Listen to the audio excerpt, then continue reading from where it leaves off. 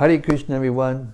Welcome back to the daily readings of Srila Prabhupada's books, where we take a journey through the history of the universe through the eyes of the greatest spiritual authorities, anytime, anywhere.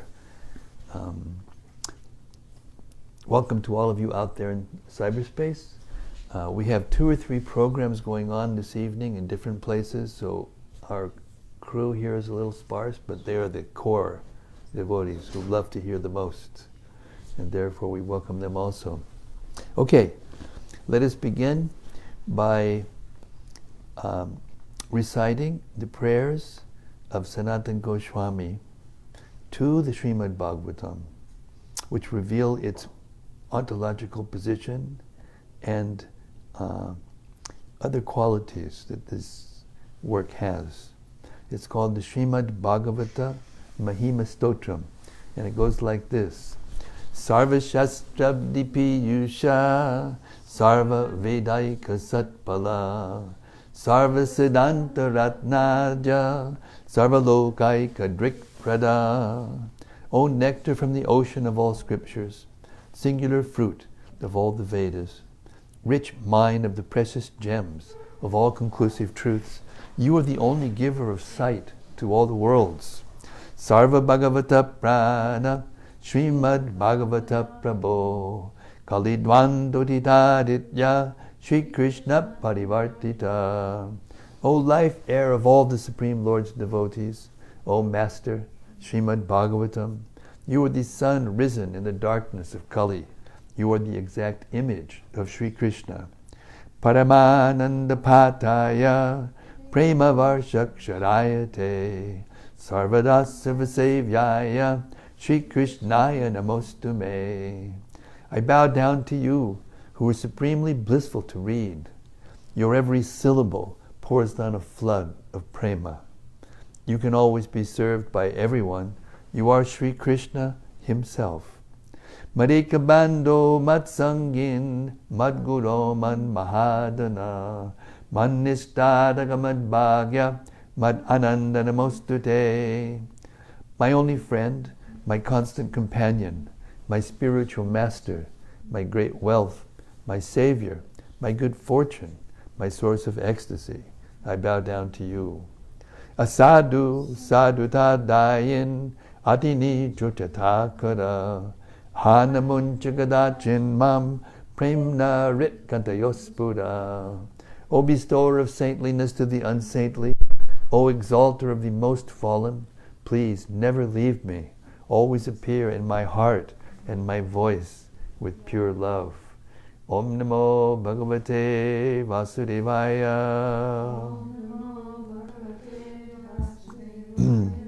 Om Namo Bhagavate Vasudevaya.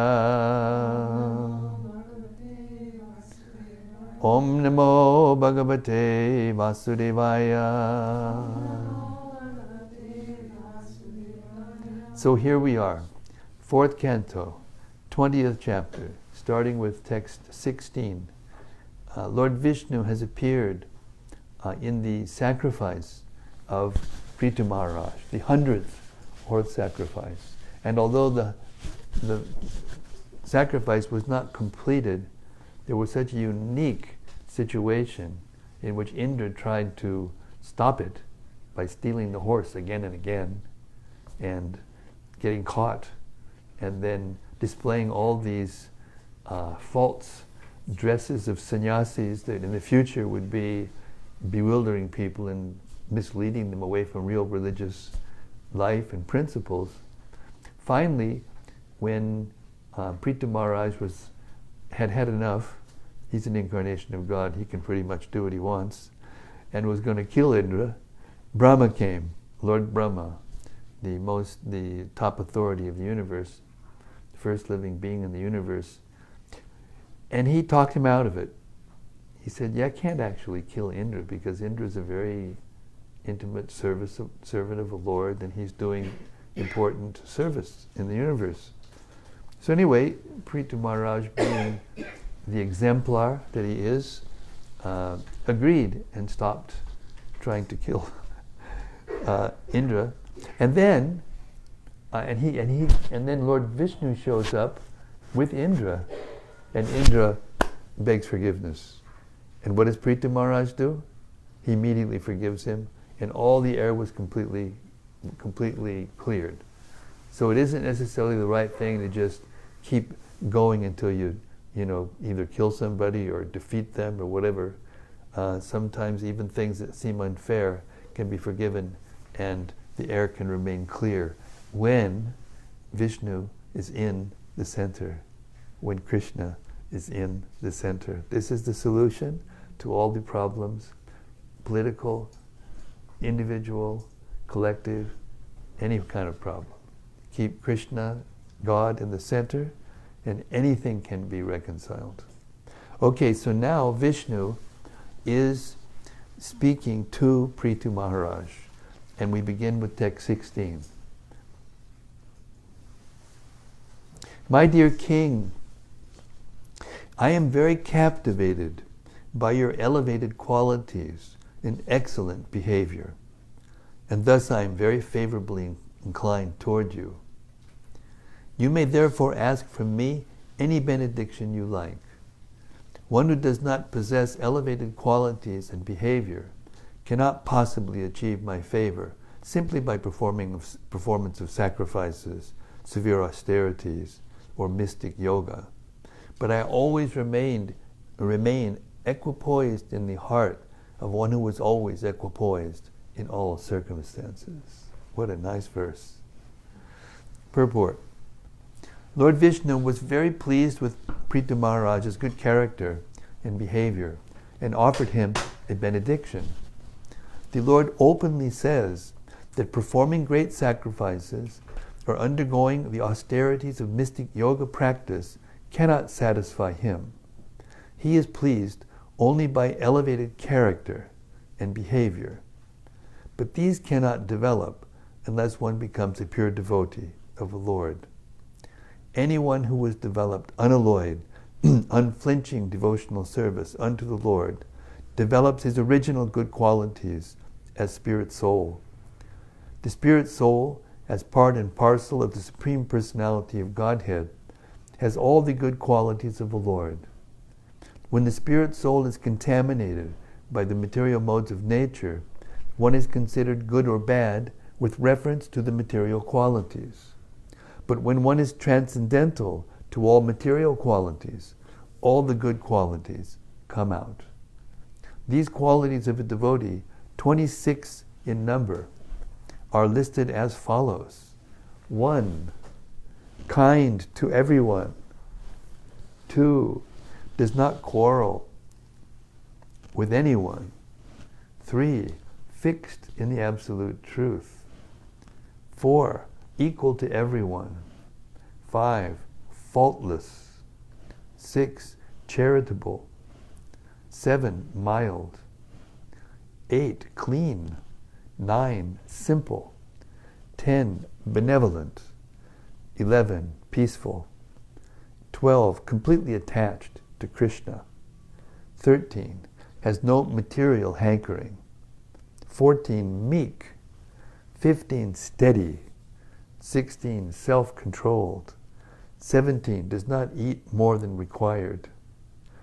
18, sane. 19, respectful. 20, humble. 21, grave. 22, compassionate. 23, friendly. 24, poetic. 25, expert. And 26, silent. The Lord is satisfied by development of the transcendental qualities of a living entity and not by artificial performance of sacrifices and mystic yoga. In other words, unless one is fully qualified to become a pure devotee of the Lord, one cannot expect to be liberated from material entanglement. Text 17. The great Saint Maitreya continued, My dear Vidura, in this way Maharaj Prthu, the conqueror of the entire world, accepted the instructions of the Supreme Personality of Godhead on his head. Purport. One should accept the instructions of the Supreme Personality of Godhead by bowing down at the lotus feet of the Lord. This means that anything spoken by the Personality of Godhead should be taken as it is, with great care and attention, and with great respect. It is not our business to amend the words of the Supreme Personality of Godhead, or make additions or alterations, as it has become a custom for many so-called scholars and swamis who comment on the words of Bhagavad Gita. Here, the practical example of how to accept the instruction of the Supreme Personality of Godhead is shown by Prthu Maharaj. This is the way to receive knowledge through the Parampara system. Text 18. As King Indra was standing by, he became ashamed of his own activities and fell down before King Prthu to touch his lotus feet. But Prthu Maharaj immediately embraced him in great ecstasy and gave up all envy against him for his having stolen the horse meant for the sacrifice. Purport. There are many cases in which a person becomes an offender to the lotus feet of a Vaishnava and later becomes repentant. Here also we find that although the King of Heaven, Indra, was so powerful that he accompanied Lord Vishnu, he felt himself a great offender for stealing Prthu Maharaj's horse that was meant for sacrifice. An offender at the lotus feet of a Vaishnava is never excused by the Supreme Personality of Godhead. There are many instances illustrating this fact. Ambarish Maharaj was offended by Durvasa Muni, a great sage and mystic yogi. And Durvasa also had to fall down at the lotus feet of Ambarish Maharaj. Indra decided to fall down at the lotus feet of King Prthu, but the king was so magnanimous a Vaishnava that he did not want Maharaj Indra to fall down at his feet. Instead, King Prthu immediately picked him up and embraced him, and both of them forgot all the past incidents. Both King Indra and Maharaj Prthu were envious and angry with each other, but since both of them were Vaishnavas, or servants of Lord Vishnu, it was their duty to adjust the cause of their envy. This is also a first-class example of cooperative behavior between Vaishnavas. In the present days, however, because people are not Vaishnavas, they fight perpetually among one another and are vanquished without finishing the mission of human life. There is a great need to propagate the Krishna consciousness movement in the world so that even though people sometimes become angry and malicious toward one another because of their being Krishna conscious, such rivalry, competition, and envy can be adjusted without difficulty. Text 19. King Prthu abundantly worshipped the lotus feet of the Personality of Godhead, who was so merciful to him. While worshipping the lotus feet of the Lord, Prthu Maharaj gradually increased his ecstasy in devotional service. Purport. When various ecstasies appear in the body of a devotee, it is to be understood that his devotional service has become perfect. There are many types of transcendental ecstasies in the form of crying, laughing, perspiring, falling down, and crying like a madman. All these symptoms are sometimes visible in the body of a devotee. They are called Asta Sattvika Vikara, which means 8 kinds of transcendental transformations.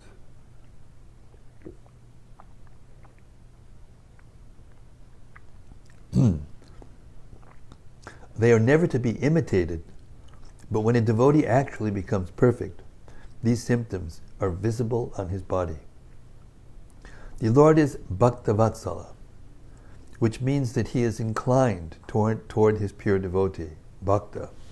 Therefore, the transcendental ecstatic transaction between the Supreme Lord and his devotee is never like the activities of this material world. Text 20. The Lord was just about to leave, but because he was so greatly inclined toward the behavior of King Prthu, he did not depart. Seeing the behavior of Maharaj Prthu with his lotus eyes, he was detained because he is always the well-wisher of his devotee. Purport. Here the words Surit Satam are very significant. The Supreme Personality of Godhead is always very inclined toward his devotee and is always thinking of the devotee's well-being. This is not partiality. As stated in Bhagavad Gita, the Lord is equal to everyone, samoham sarvabhuteshu. But to one who particularly engages in his service, he is very much inclined. In another place, the Lord says that a devotee always exists in his heart, and he also exists always in the heart of the devotee. The special inclination of the Supreme Personality of Godhead for his pure devotee is not unnatural, nor is it partiality. For example, sometimes a father has several children, but he has special affection for one child who is very much inclined toward him. This is explained in Bhagavad Gita 10:10. Tesham satatadyuktanam bhajatam pritipurvakam dadami buddhiyogam tam yenamam upayantite. Those who constantly engage in the devotional service of the Lord in love and affection are directly in contact with the Supreme Personality of Godhead, sitting as a super soul in everyone's heart. The Lord is not far away from the devotee. He is always in everyone's heart. But only the devotee can realize the Lord's presence, and thus he is directly connected, and he takes instruction from the Lord at every moment. Therefore, there is no chance of a devotee's being in error, nor is there any partiality on the part of the Lord for his pure devotees. Text 21. The original king, Maharaj Prthu, his eyes full of tears and his voice faltering and choked up, could neither see the Lord very distinctly nor speak to address the Lord in any way. He simply embraced the Lord within his heart and remained standing in that way with folded hands.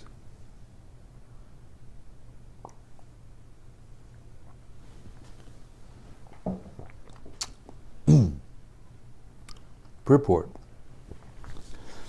Just as Krishna is addressed in the Brahma Samhita as Adipurusha, the original personality, so King Prthu, being an empowered incarnation of the Lord, is referred to in this verse as Adi Raja, the original or ideal king. He was a great devotee and at the same time a great hero who conquered over all undesirable elements in his kingdom. He was so powerful that he was equal in fighting to Indra, the king of heaven. He gave protection to his citizens, keeping them engaged in pious activities and devotion to the Lord. He did not collect a single cent of taxes from the citizens without being able to give them protection from all calamities. The greatest calamity in life is to become godless and therefore sinful. If the state head or king allows the citizens to become sinful by indulging in illicit sex life, intoxication, meat eating, and gambling, then the king is responsible, and he has to suffer the resultant sequence of reactions for the sinful lives of the citizens because he levies taxes on them unnecessarily. These are the principles for a ruling power, and because Maharaj Prthu observed all the principles for a ruling chief, he is referred to here as Adi Raja. Even a responsible king like Maharaja Prthu, can become a pure devotee of the first order. We can distinctly see from King Prithu's behavior how he became ecstatic, both externally and internally, in pure devotional service. Just today we have seen in the newspapers of Bombay that the government is going to repeal its prohibition laws. Ever since Gandhi's non-cooperation movement, Bombay has been kept dry and has not allowed its citizens to drink. But unfortunately, the citizens are so clever that they have increased illicit distillation of liquor, and although not being sold publicly in shops, liquor is sold in public lavatories and similar abominable places, abnormal places. Unable to check such illicit smuggling, the government has decided to manufacture the liquor at cheaper prices so that people can have their supply of intoxication directly from the government instead of purchasing in public lavatories. The government failed to change the hearts of the citizens from indulging in sinful life, so instead of losing the taxes they collect to inflate the treasury, they have decided to manufacture liquor to supply to the citizens who hanker after it. Speaks for itself.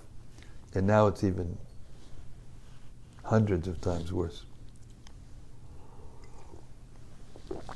The things that they allow to go on.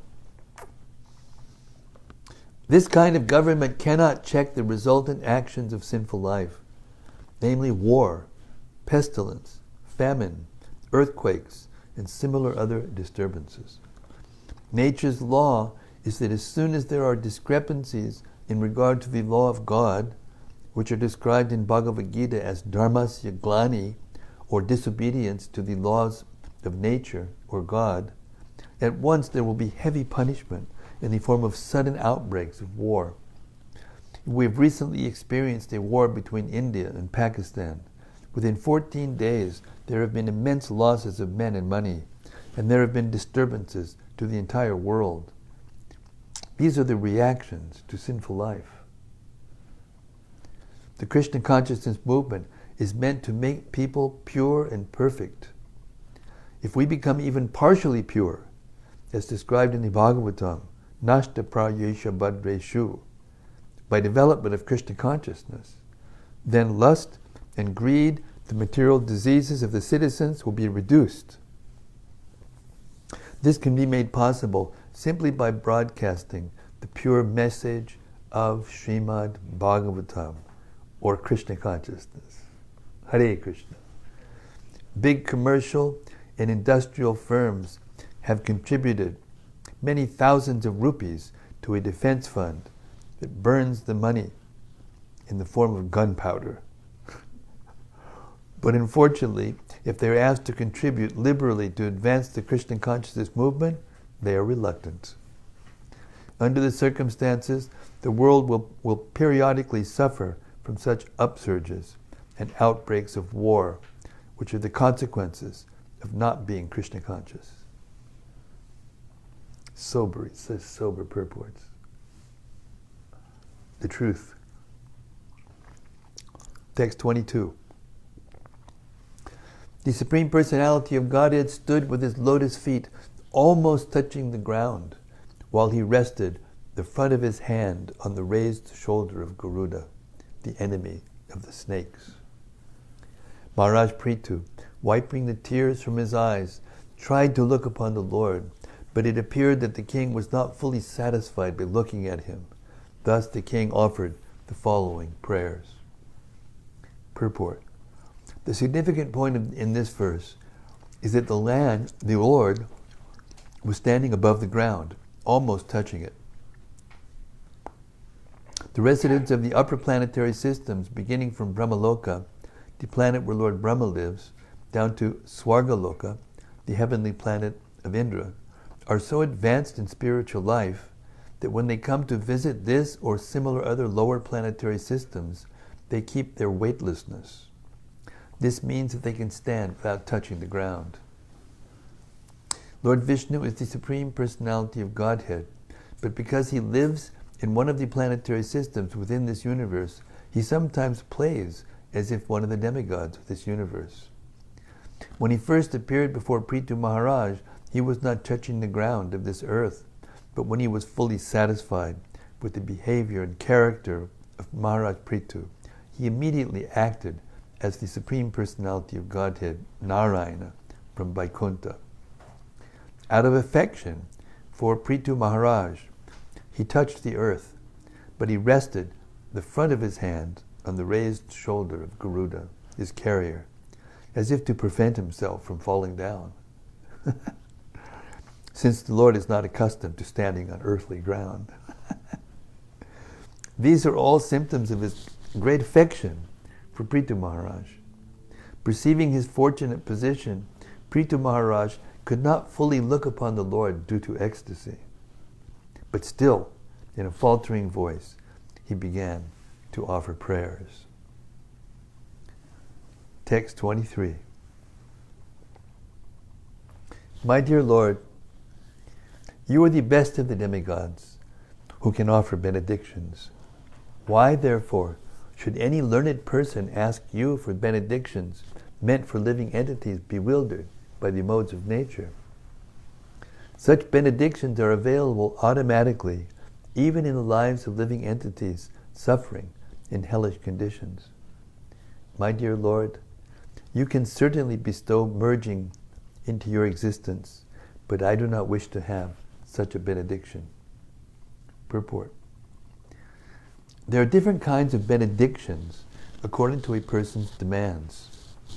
For karmis, the best benediction is promotion to the higher planetary systems, where the duration of life is very long and the standard of living and happiness is very high.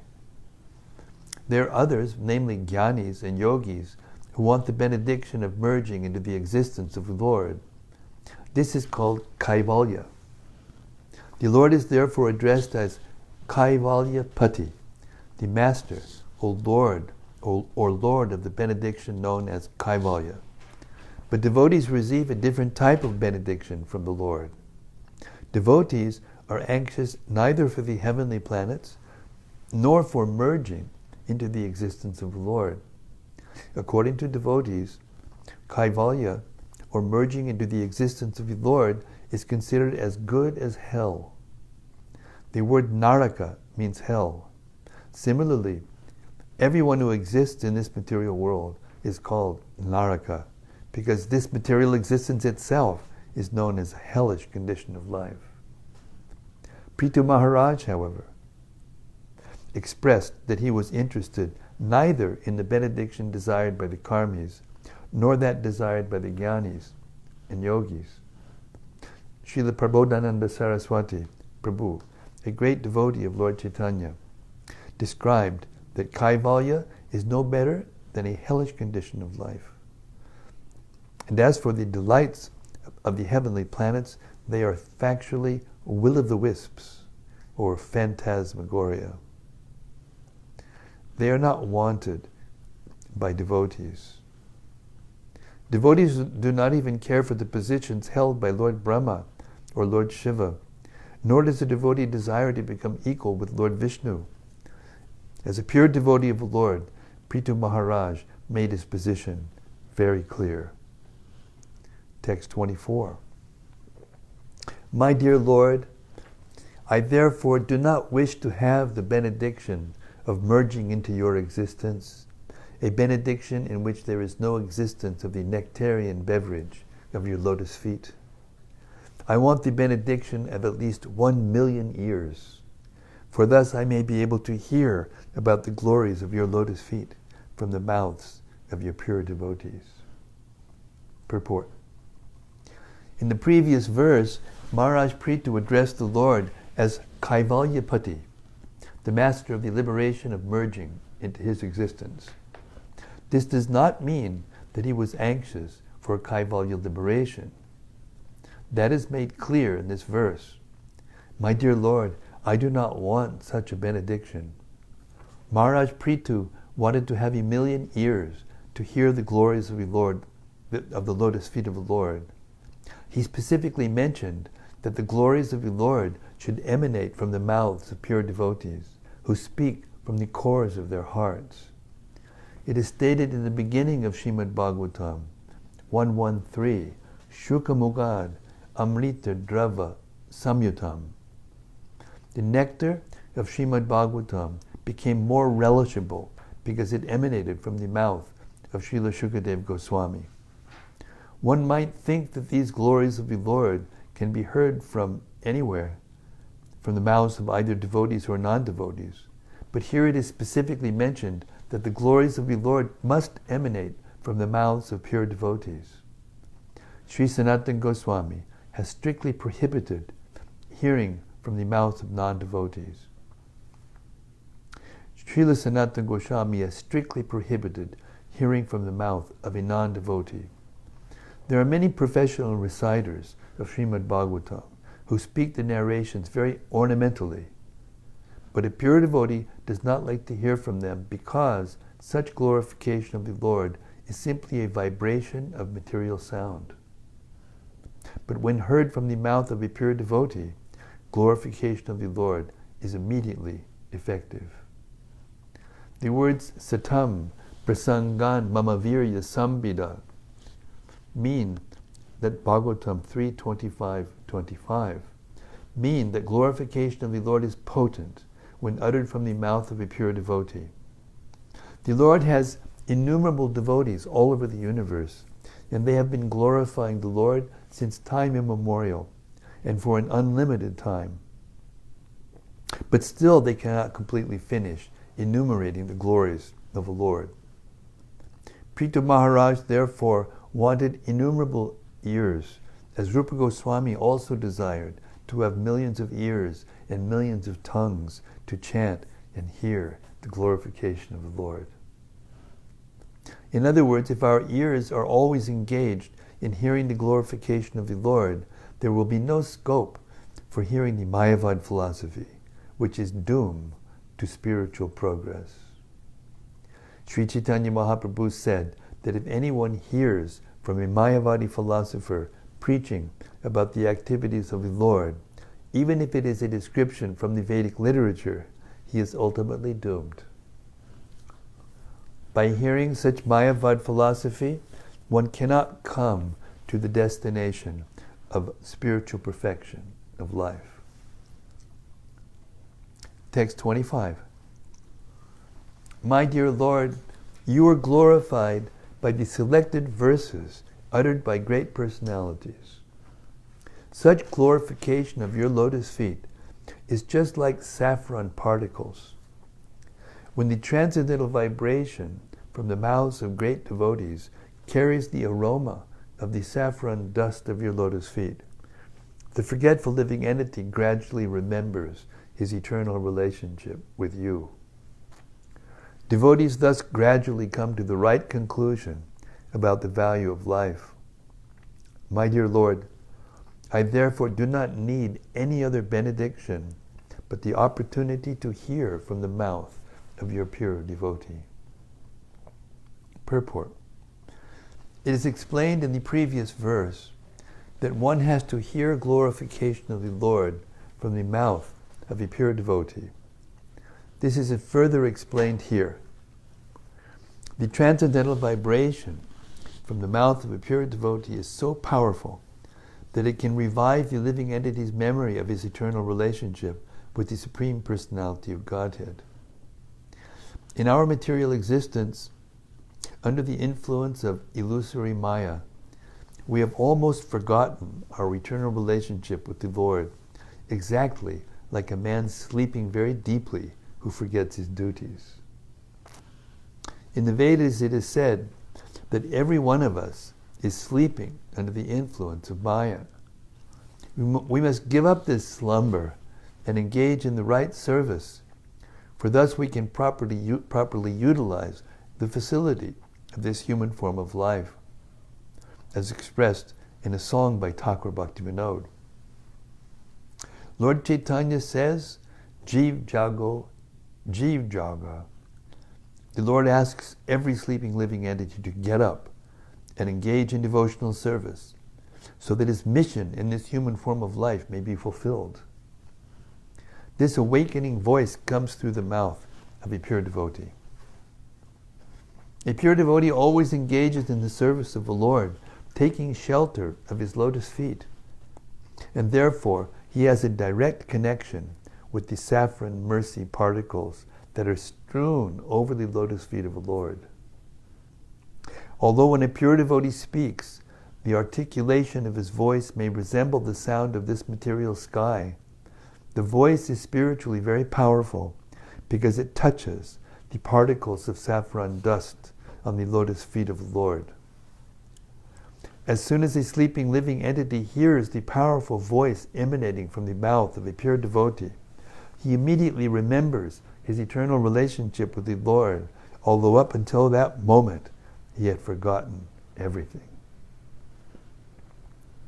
For a conditioned soul, therefore, it is very important to hear from the mouth of a pure devotee who is fully surrendered to the lotus feet of the Lord without any material desire, speculative knowledge, or contamination of the modes of material nature. Every one of us is kuyogi because we have engaged in the service of this material world, forgetting our eternal relationship with the Lord as his eternal loving servants. It is our duty to rise from the kuyoga platform to become suyogis, perfect mystics. The process of hearing from a pure devotee is recommended in all Vedic scriptures, especially by Lord Chaitanya Mahaprabhu. One may stay in his position of life. It does not matter what it is. But if one hears from the mouth of a pure devotee, he gradually comes to the understanding of his relationship with the Lord, and thus engages in his loving service, and his life becomes completely perfect. Therefore, this process of hearing from the mouth of a pure devotee is very important for making progress in the line of spiritual understanding. What a nice purport, eh?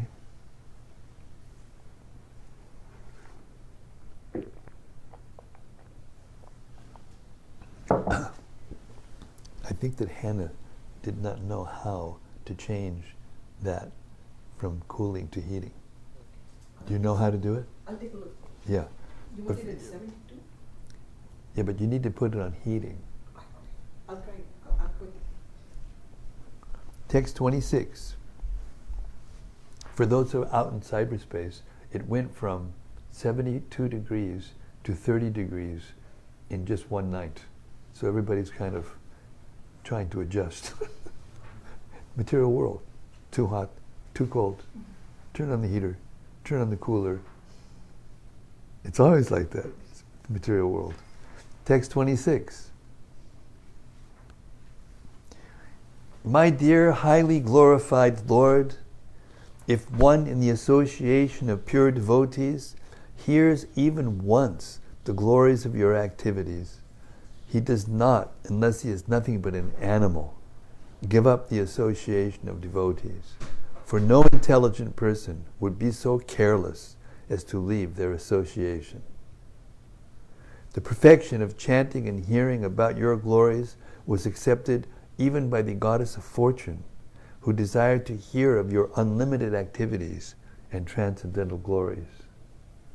I mean, what a prayer. Let me read that again, if you don't mind, with your permission. My dear, highly glorified Lord, if one in the association of pure devotees hears even once the glories of your activities, he does not, unless he is nothing but an animal, give up the association of devotees. For no intelligent person would be so careless as to leave their association. The perfection of chanting and hearing about your glories was accepted even by the goddess of fortune, who desired to hear of your unlimited activities and transcendental glories. Now we'll hear the purport, Prabhupada's purport of that prayer, that verse. The association of devotees, Arya Sangama, is the most important factor in this world. The word Arya refers to those who are advancing spiritually. In the history of the human race, the Aryan family is considered to be the most elevated community in the world because it adopts the Vedic civilization. The Aryan family is distributed all over the world and is known as Indo-Aryan.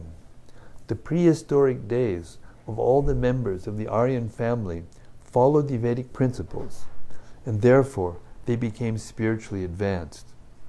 The kings, known as Rajarshis, were so perfectly educated as Kshatriyas, or protectors of the citizens, and so greatly advanced in spiritual life that there was not a bit of trouble for the citizens.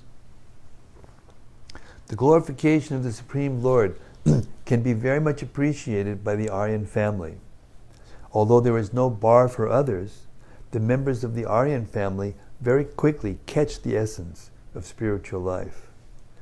How is it that we are finding it very easy to spread Krishna consciousness among the Europeans and Americans? History reports that the Americans and Europeans proved their capability when they were anxious to expand colonization, but at the present time, being contaminated by the advancement of material science, their sons and grandsons are turning into reprobates. This is due to their having lost their original spiritual culture, which is Vedic civilization. Presently, these descendants of the Aryan family are taking this Krishna consciousness movement very seriously. Others who are associating with them and hearing the chanting of the Hare Krishna Mahamantra from the lips of pure devotees are also becoming captivated by the transcendental vibration. Transcendental vibrations are very much effective when chanted among Aryans, but even though one does not belong to the Aryan family, he will become a Vaishnava simply by hearing the mantra, because the vibration has great influence over everyone. Maharaj Prthu points out that even the goddess of fortune, who is the constant companion of Lord Narayana, specifically wanted to hear about the Lord's glories. And for the association of the gopis, who are pure devotees, the goddess of fortune, Lakshmi, underwent severe austerities. The impersonalist may ask why one should bother chanting the Hare Krishna Maha Mantra continually for many years instead of stopping and trying for kaivalya, liberation, or merging into the existence of the Lord. In answer, Maharaj Prthu maintains that the attraction of this chanting is so great that one cannot give up the process unless he is an animal. This is the case even if one comes in contact with this transcendental vibration by chance. Prthu Maharaj is very emphatic in this connection. Only an animal can give up the practice of chanting Hare Krishna. Those who are not animals, but actually intelligent, advanced, human, civilized men, cannot give up this practice of continually chanting Hare Krishna, Krishna Krishna, Hare Hare, Hare Rama, Rama Rama, Hare Hare. Text 27. Now I wish to engage in the service of the lotus feet of the Supreme Personality of Godhead and to serve just like the goddess of fortune, who carries a lotus flower in her hand. Because His Lordship, the Supreme Personality of Godhead, is the reservoir of all transcendental qualities. I am afraid of the goddess of fortune, and I would quarrel because both of us would be attentively engaged in the same service.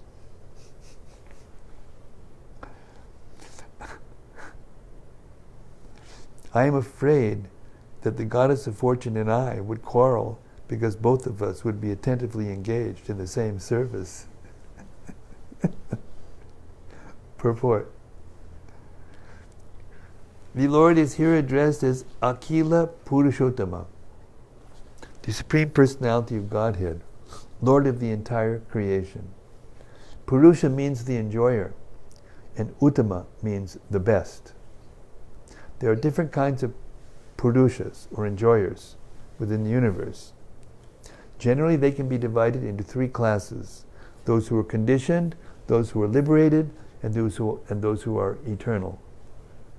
In the Vedas, the Supreme Lord is called the Supreme Eternal of all eternals, Nityo Nityanam.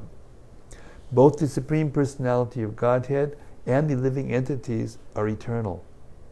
The Supreme Eternals are the Vishnu Tattva, or Lord Vishnu, and his expansions.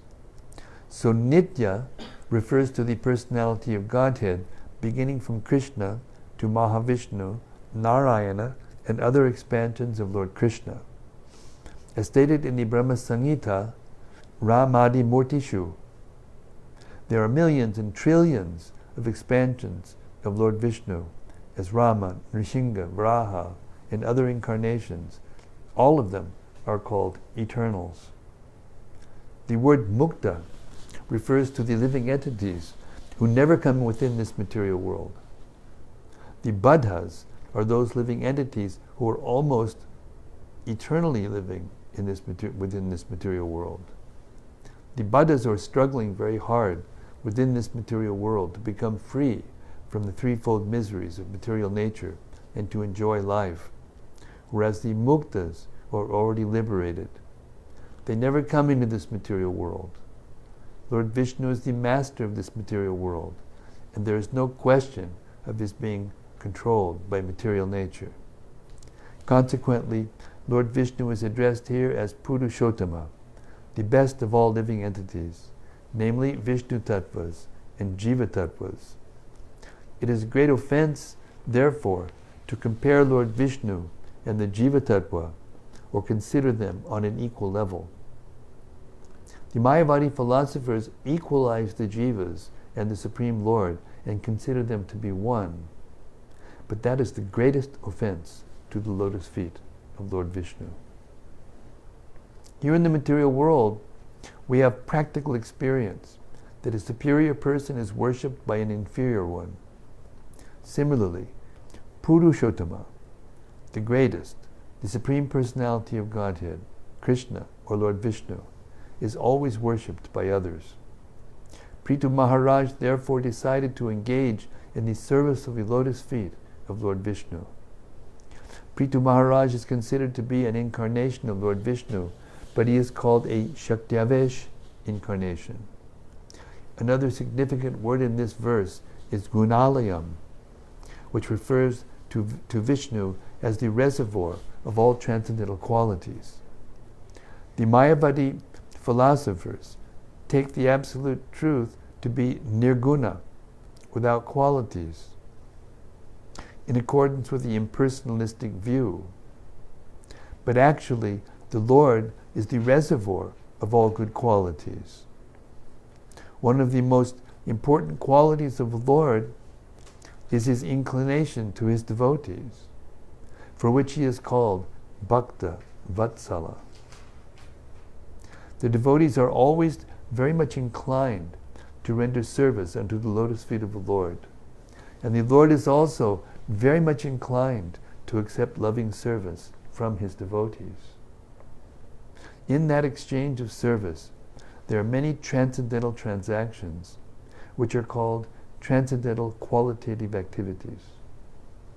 Some of the transcendental qualities of the Lord are that he is omniscient, omnipresent, all-pervasive, all-powerful, the cause of all causes, the absolute truth, the reservoir of all pleasures, the reservoir of all knowledge, the all-auspicious, and so on.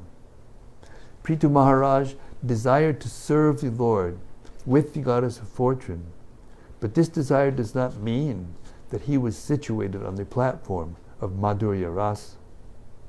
The goddess of fortune is engaged in the service of the Lord in the rasa of Madhurya, conjugal love. Although her position is on the chest of the Lord, the goddess of fortune, in her position as a devotee, takes pleasure in serving the lotus feet of the Lord. Prthu Maharaj was thinking only of the lotus feet of the Lord because he was on the platform of Dasya Rasa, or servitorship of the Lord.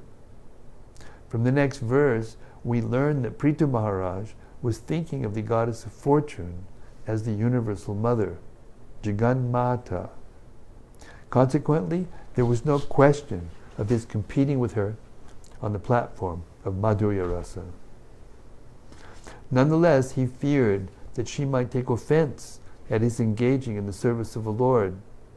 This suggests that in the absolute world there is sometimes competition between servitors in the service of the Lord. But such competition is without malice.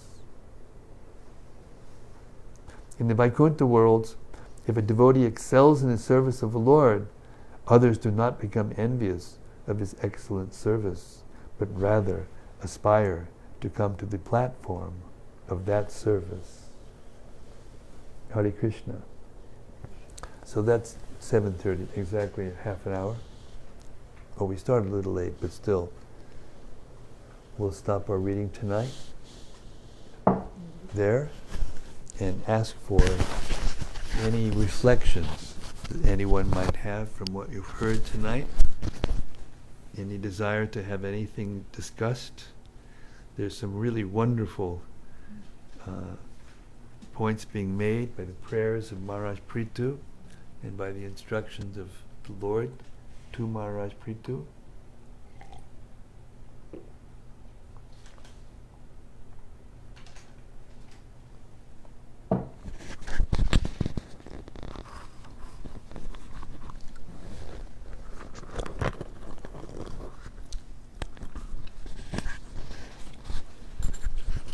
Is there someone on the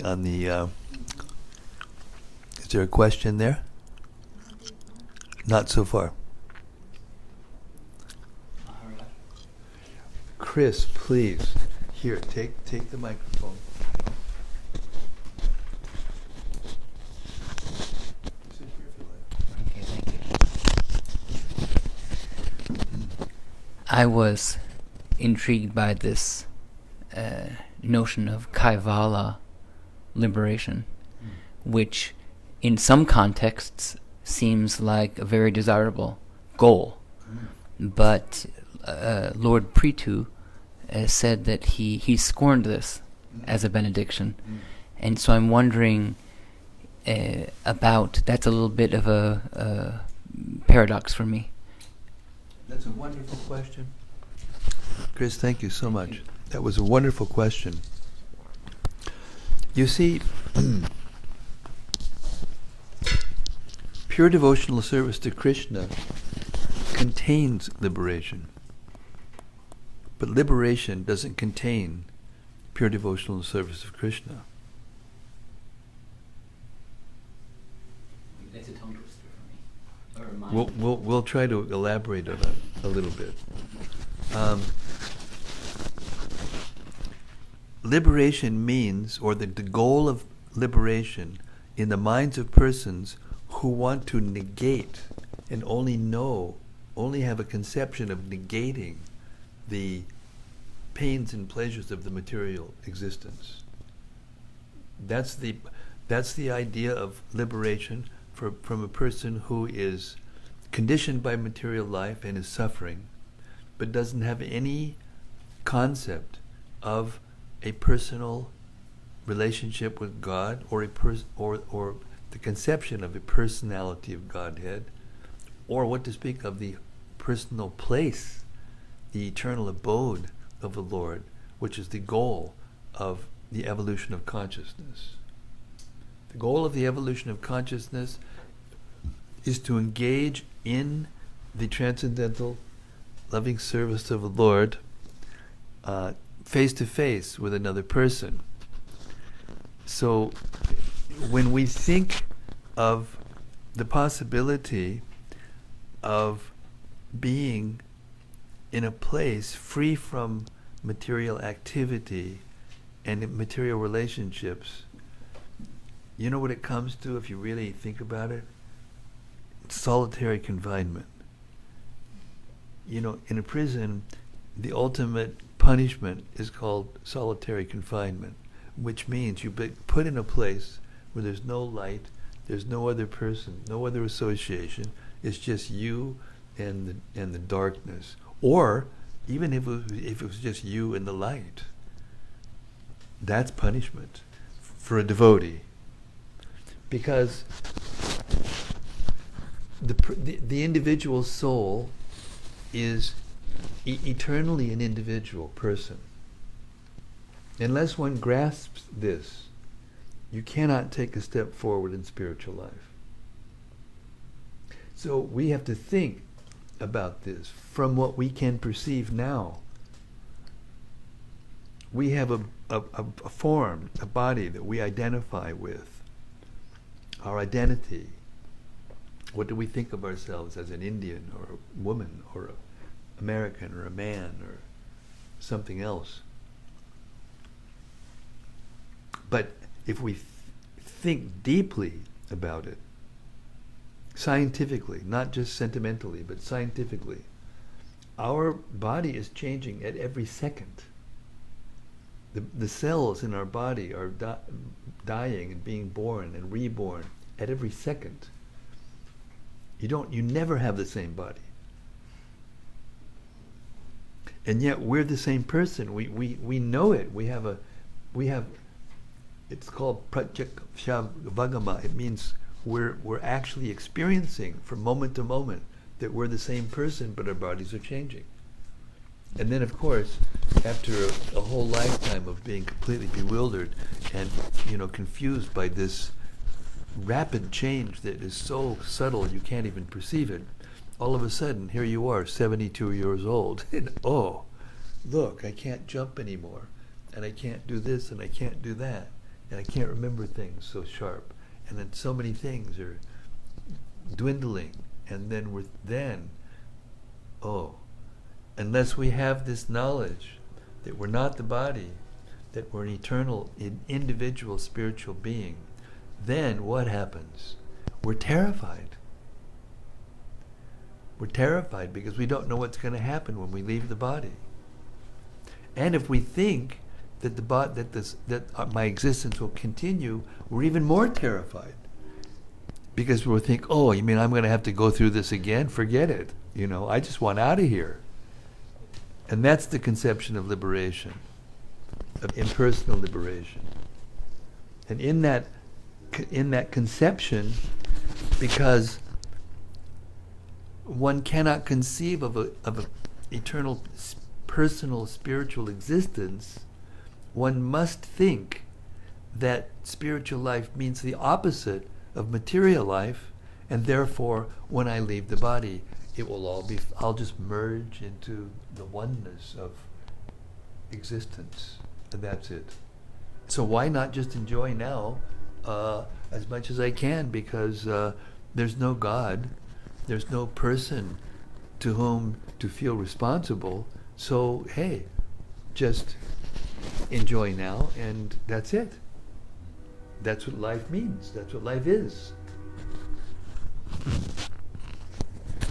But in personal, spiritual existence, and this is what Maharaj Prthu was speaking about, we have the opportunity to have a relationship with God, a personal, intimate, loving exchange, because this is what love is.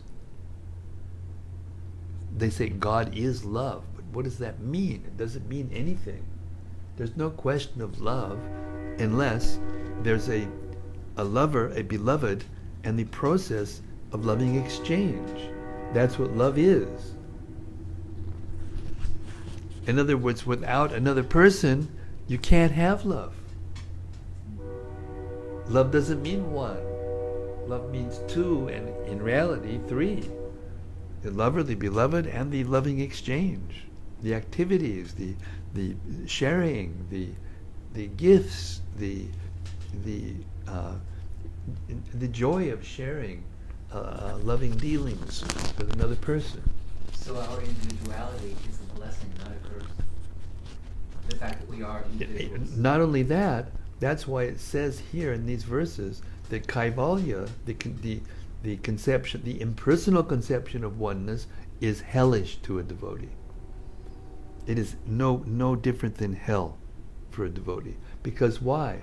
Because I will no longer, and it's possible to merge into the effulgence of God. There's an effulgence emanating from the body of God, and that effulgence is what transforms into the material world. God doesn't transform personally, but his energy transforms. The Mayavadis, they think that if God can transform, then there can be no God, so therefore he can't transform, so therefore God cannot have a form. But their problem is, the here and there, the world, there's them and something else. So they have to figure out a way to rationalize that difference. And what they say, this is avidya, ignorance. It's all just illusion. It's in ignorance. Anything that has form, anything that has a personal identity, anything that has differentiation is Maya, including Krishna, including the form of Krishna. And that makes them Mayavadis. Nirvishesha Shunyavadi Paschatya Deshatarine. Srila Prabhupada, our beloved spiritual master and founder of this movement, came to the West to defeat this impersonal and void philosophy which is killing the human civilization. Literally. May I make a comment on inspired by what you just said? Yes, please. Turn this around so we can see. Oh, thank you. So the difference in these two theories, one is... No. It's not two theories. Yes. It's the explanation of the total existence, both personal and impersonal. They both exist, but the difference is what we're talking about. Go ahead. Sorry. And the impersonal seeks to escape this material reality. Exactly. And the Krishna conscious is to transform ourselves and this material reality. Exactly. More, not just transform. I'll give it back to you, but I want to comment on that. It's not that we can't transform anything in a sense, because we're very tiny, and God's energy is very big. But what we can do is we can use the energy in Krishna's service, and then in contact with Krishna, the energy is automatically transformed. But it's not that we're transforming, we're not the doers, but Krishna is transforming it in reciprocation with our desire to use whatever is here and has ever been given us to us by Him, back to Him. That is the process of sacrifice. The process of sacrifice is to give back to Krishna what He has already given us. It's like, it's like offering a candle flame to the sun. The sun is the source of all light and all fire and all anything effulgent in this material world. And we're offering a candle flame to the sun in worship, to offer it back in gratitude. What does the sun need of a candle? You can't light the sun. You can't show the sun by a candlelight. But it's the devotion. So when the Lord sees us, using even modern technology in order to glorify Him, in order to spread His glories, then He transforms, and He has that potency to transform any form from material to spiritual. And that is the perfection of spiritual life, and that is full liberation. Because it doesn't mean that you have to go anywhere. It doesn't mean you have to stop anything. It doesn't mean that you have to zone out, like you said, to escape. You have to plug in. You have to wake up. When you're sleeping at night and you're in total ignorance, when you wake up, it takes a few seconds, a few moments to orient yourself and remember who you are and what you have to do. Oh yes, I have to get up and cook for my husband, or I have to take care of my body, or I have to go to school, or I have to, whatever it is I have to do that I'm doing. May I make one more comment? Yes, Chris is going to make another comment. Yes, please. You're stimulating the conversation. Many of our... Because I can just say my personal emotional response to those two paths. The one of escape is nihilistic. It's oblivion. But the one of transformation fills you with the unlimited possibilities of how wonderful life can be. Exactly. So there couldn't be a more stark difference. Exactly. Thank you so much. Hare Krishna. Very nice. Very nice. Thank you. There's one question on We have a question on the cyberspace. Sangeet is going to. It's from Vijay Lakshmi. Please accept. Vijay Lakshmi. Hare Krishna, Vijay Lakshmi. Please accept my humble obeisances, Maharaj.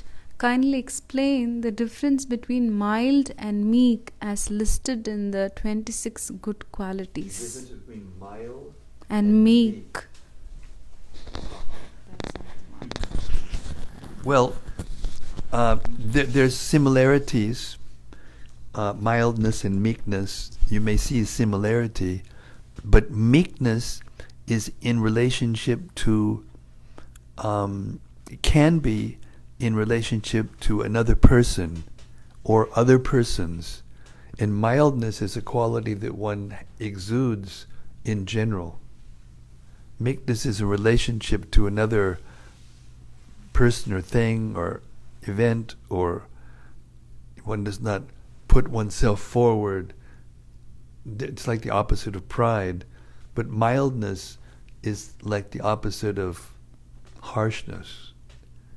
Meekness is the opposite of Violence. or pride, and mildness is the opposite of violence.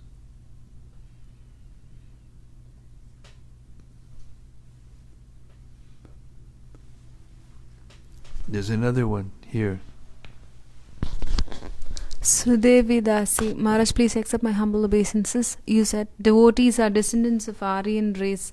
They were spiritual. Did they get their spiritual education in India?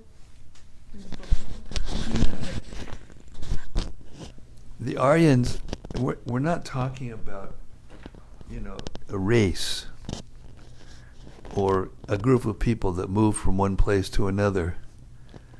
The Aryans are those who are advancing spiritually. So the original Aryans are the original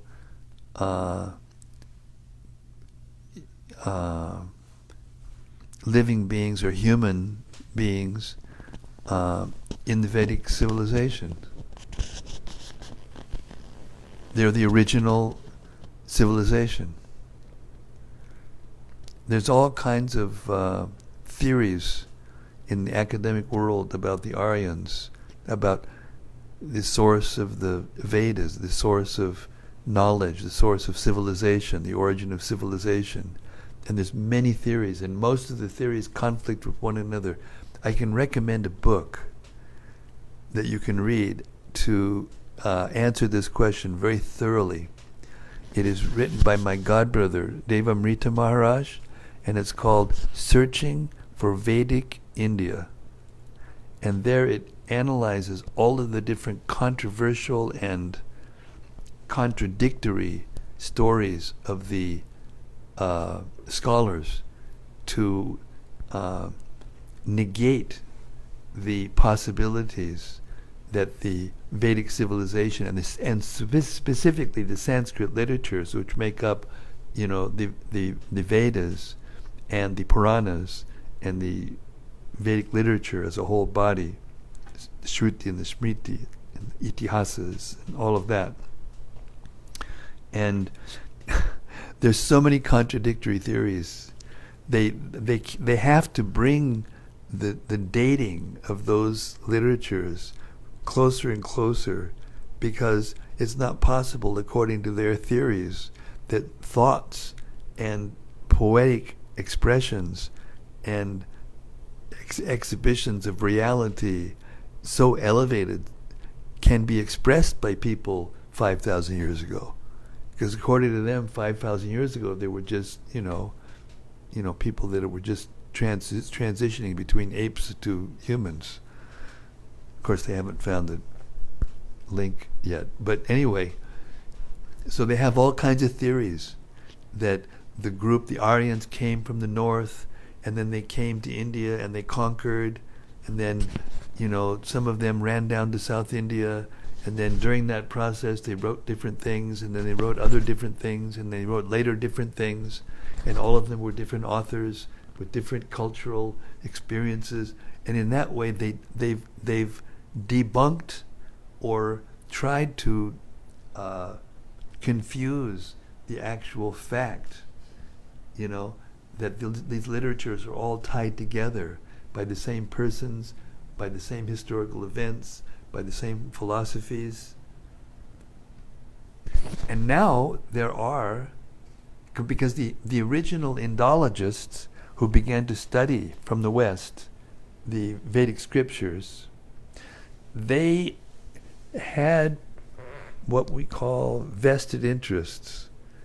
They had political and economic motives, and they wanted to control India, and therefore they devised a method for doing that by trying to teach in English the inferiority of the Vedas and all of these stories that we're hearing about, and turn them into mythology, so that the young Indian educated people would accept the literatures of the Westerners as superior, and the history of the Westerners as superior, and the religion of the Westerners as superior, and to be the source of the Indian tradition and the Indian culture.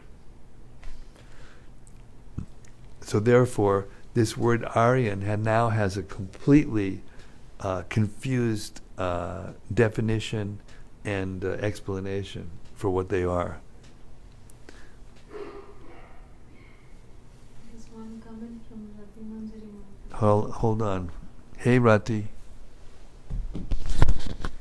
Hare Krishna. Maharaj, please accept my humble obeisances. You're always in the fire of devotion because you use your body fully in Krishna's service. But since you spoke experiencing the aging process, we pray to the Lord that He will protect your eyes so that you may always be able to read these transcendental books and share their wisdom with us. Anyway, thanks, Rati. I appreciate your blessing. Just bless me that I can live long enough to finish the Chaitanya Charitamrita and the whole Bhagavatam for the audio books for the BBT. Hare Krishna. And with that, I thank all of you again and again. We're going to close off our readings for tonight. And Prthu Maharaj ki jai, the prayers of Lord Vishnu to Prthu Maharaj, the prayers of Prthu Maharaj to Lord Vishnu, and the deep appreciation of Lord Vishnu for his pure devotee, Prthu Maharaj, Shakti Vaishnavatar, and all of the devotees of the Lord who are attached to hearing and chanting his glories. Srimad-Bhagavatam ki jai. See you tomorrow, which is Saturday, 4:30 p.m. Central Time in America. Gaur Premanandi, Hari Hari Bol.